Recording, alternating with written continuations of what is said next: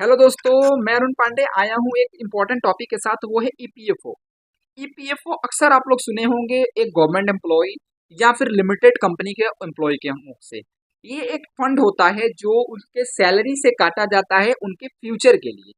इसमें क्या होता है कि कभी भी जो सैलरी मिलती है एक एम्प्लॉय को, उसमें उसमें से कुछ अमाउंट डिडक्ट किया जाता है और एक फंड में डिपॉजिट किया जाता है एक ऑर्गेनाइजेशंस में, और उसी ऑर्गेनाइजेशन का नाम है ईपीएफओ।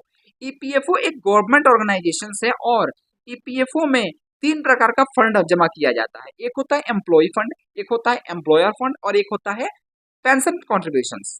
जो एम्प्लॉय फंड होता है वो एम्प्लॉय के सैलरी से का डिडक्ट किया जाता है, और जितना एम्प्लॉय के सैलरी से डिडक्ट होता है उसका 33% एम्प्लॉयर फंड के लिस्ट में जमा किया जाता है, और उसका 66% रिमेनिंग 66% पेंशन कॉन्ट्रीब्यूशन में जमा किया जाता है।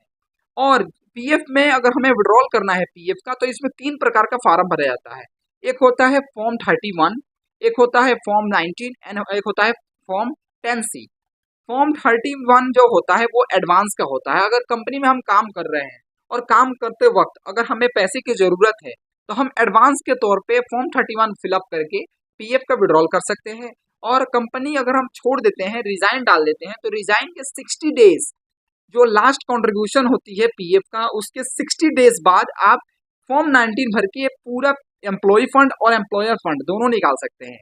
और अगर आपने 6 महीना से ज्यादा और 9.5 साल से कम काम किए हैं और आपका एज अभी 60 नहीं हुआ है, तो आप उस पैसे को पेंशन कंट्रीब्यूशन जो बचा हुआ है उसको भी आप 10C के फॉर्म से निकाल सकते हैं।